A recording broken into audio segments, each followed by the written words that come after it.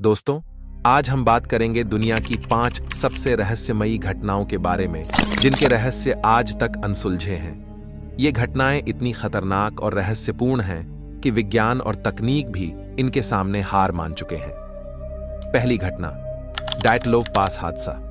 अनुभवी पर्वतारोहियों की रहस्यमयी और भयावह मौत जिसने पूरी दुनिया को चौंका दिया। दूसरी घटना, बरमूडा ट्रायंगल, एक ऐसा समुद्री इलाका जहां जहाज और विमान बिना कोई सुराग छोड़े गायब हो जाते हैं। आखिर ये घटनाएं मात्र संयोग हैं या किसी गहरे रहस्य का हिस्सा?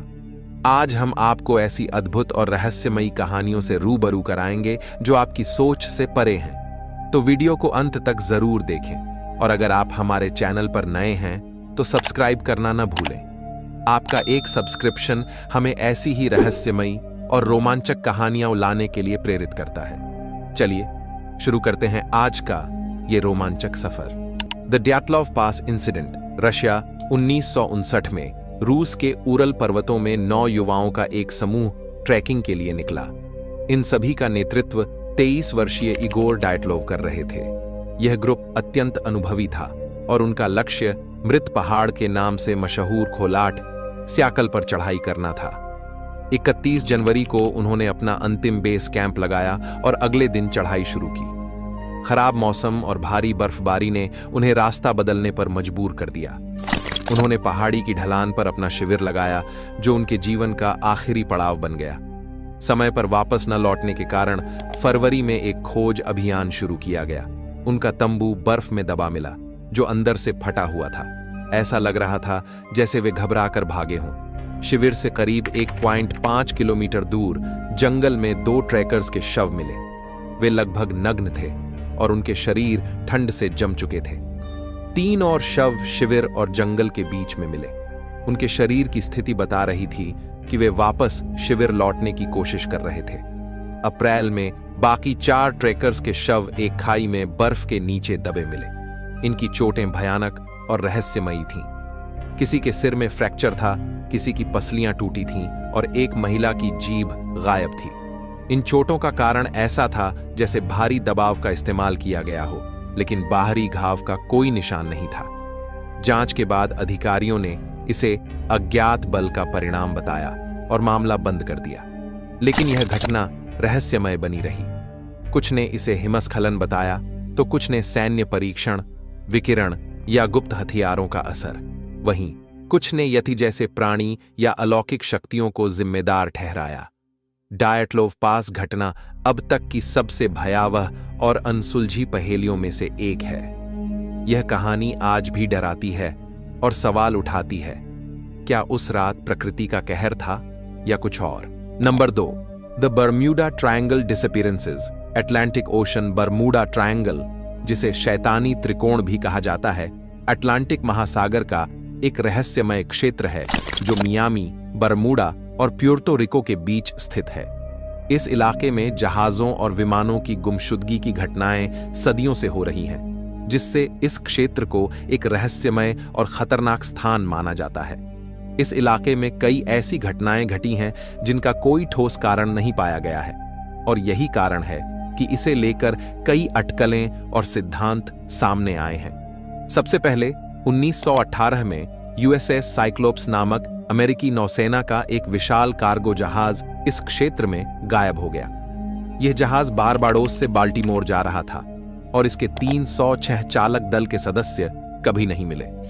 इस घटना के बाद 1945 में फ्लाइट 19 नामक 5 अमेरिकी बमवर्षक विमान बरमूडा ट्रायंगल में गायब हो गए। ये विमान प्रशिक्षण मिशन पर थे और पायलटों ने कंपास में खराबी की शिकायत की थी। पायलटों ने दावा किया कि वे रास्ता खो चुके हैं और अंततः इन विमानों का कोई पता नहीं चला। इनकी खोज के लिए भेजे गए एक बचाव विमान भी गायब हो गया, जिससे यह घटना और अधिक रहस्यमय हो गई। इसके बाद 1948 में स्टार टाइगर, एक ब्रिटिश यात्री विमान, बरमूडा से अजोर्स जाते हुए गायब हो गया। 1954 में एसएस मरीन सल्फर क्वीन नामक एक कार्गो जहाज भी इसी क्षेत्र में लापता हो गया। इन घटनाओं की जांच के बाद भी किसी ठोस कारण का पता नहीं चल पाया। इस रहस्यमय क्षेत्र में इन गुमशुदगियों के कारण कई सिद्धांत सामने आए हैं। कुछ वैज्ञानिकों का मानना है कि यह घटनाएं अचानक आने वाले भयंकर तूफान, समुद्र के नीचे गैस के विस्फोट या रॉग तरंगों जैसी प्राकृतिक घटनाओं के कारण हुई हो सकती हैं। वहीं कुछ लोग इसे अलौकिक शक्तियों, समय के भंवर या दूसरे ग्रहों से आए हुए एलियंस से जोड़ते हैं। इन गुमशुदगियों के बावजूद बरमूडा ट्रायंगल का रहस्य आज भी कायम है और यह क्षेत्र दुनिया के सबसे रहस्यमय और खतरनाक स्थानों में से एक माना जाता है। क्या यह सब प्रकृति की अजीब घटनाएं हैं या फिर इसमें कोई अलौकिक तत्व है? यह सवाल आज भी अनसुलझा है। Number 3, the Hindenburg disaster, USA. Hindenburg आपदा 6 मई 1937 को हुई थी, जब जर्मन यात्री गुब्बारे LZ 129 हिंडनबर्ग ने न्यू जर्सी के लेकहर्स्ट में लैंड करते समय आग पकड़ ली। यह घटना इतिहास की सबसे भयानक हवाई जहाज दुर्घटनाओं में से एक मानी जाती है। हिंडनबर्ग गुब्बारा उस समय का सबसे बड़ा हवाई जहाज था, जिसे जर्मन तकनीकी गर्व और विलासिता का प्रतीक माना जाता था। यह जहाज 72 यात्रियों और 61 क्रू मेंबर को लेकर यात्रा कर सकता था। हिंडनबर्ग ने फ्रैंकफर्ट, जर्मनी से अपनी यात्रा शुरू की थी और अटलांटिक महासागर को पार करते हुए न्यू जर्सी के लेकहर्स्ट एयरबेस पर उतरने वाला था। यह जहाज 7 बजे के आसपास सुरक्षित लैंडिंग करने वाला था, लेकिन लैंडिंग से पहले ही एक भयंकर आपदा घटित हो गई।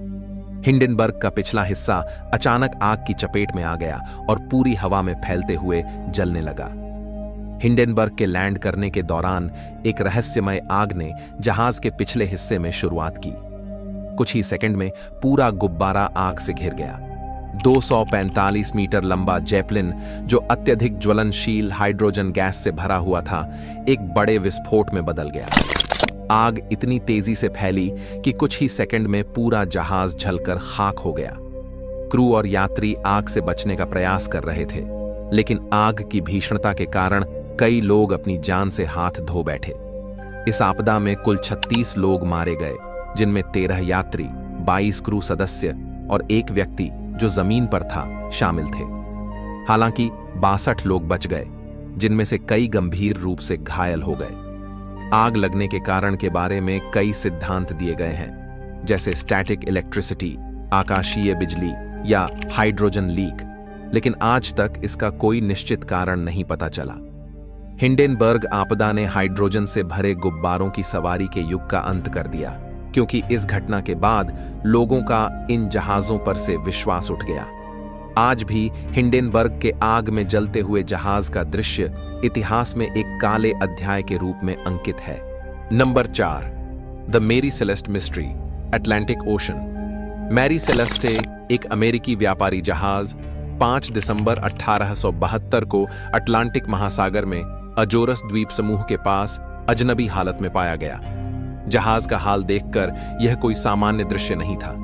जहाज पूरी तरह से सुरक्षित था, उसकी कोई भी चीज गायब नहीं थी और क्रू के सामान व व्यक्तिगत वस्तुएं सही स्थिति में रखी हुई थीं।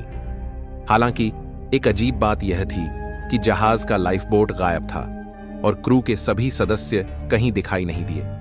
यह जहाज न्यूयॉर्क से जर्मनी जा रहा था और जब 25 नवंबर को उसका आखिरी लॉगबुक दर्ज हुआ तो उसमें कोई भी असामान्य घटना का उल्लेख नहीं था।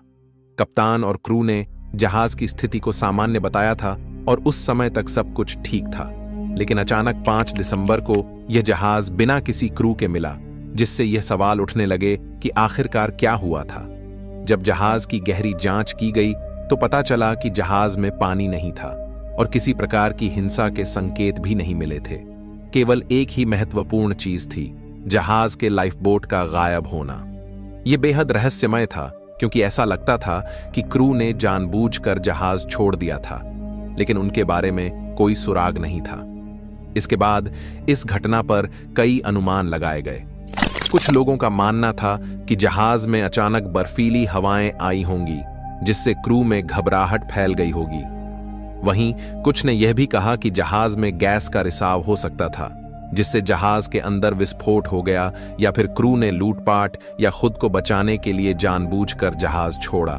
लेकिन सबसे बड़ा सवाल यह था कि आखिरकार क्रू ने जहाज क्यों छोड़ा और वे कहां गए। इस घटना के बाद कई सिद्धांत सामने आए, जिनमें लूटपाट, आत्महत्या या समुद्र में आंधी तूफान से हुई दुर्घटनाएं भी शामिल थीं।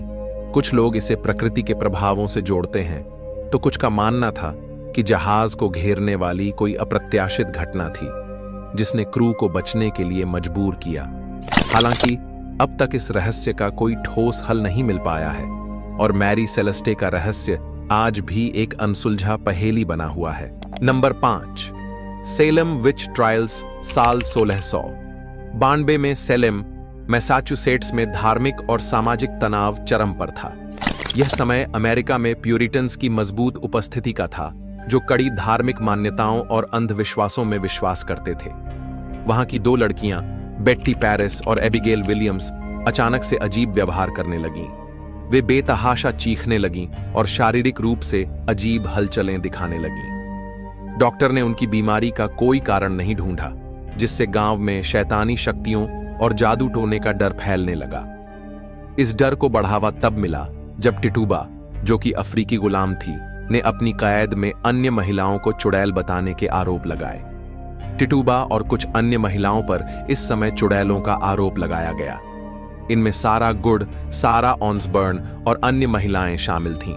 अब आरोपों की चपेट में आए लोग, जिनमें सारा गुड, एक गरीब महिला, सारा ऑन्सबर्न जो पहले से ही बीमार थी, और टिटूबा शामिल थीं, पर शैतानी शक्तियों के संपर्क में आने का आरोप था।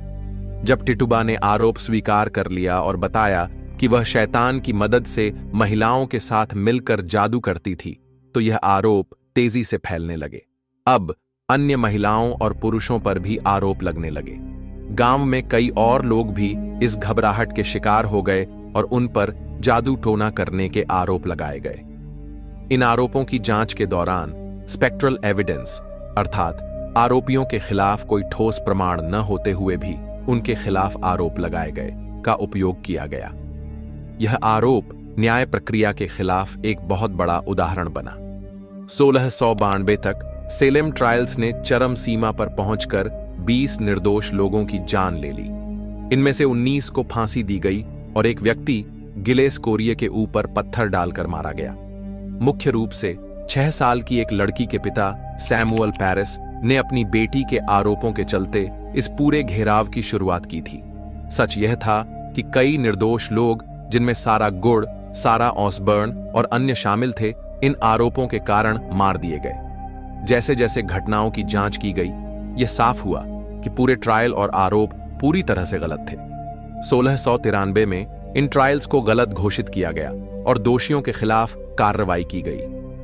बाद में कुछ लोगों को मुआवजा दिया गया और कई आरोपों को हटा दिया गया। इस घटना ने हमें यह सिखाया कि अंधविश्वास और भय के कारण लोगों की जिंदगी को कैसे तबाह किया जा सकता है। आज भी यह घटना हमें यह याद दिलाती है कि अज्ञानता और डर से भरे समाज में किसी भी समय निर्दोषों पर अत्याचार हो सकते हैं।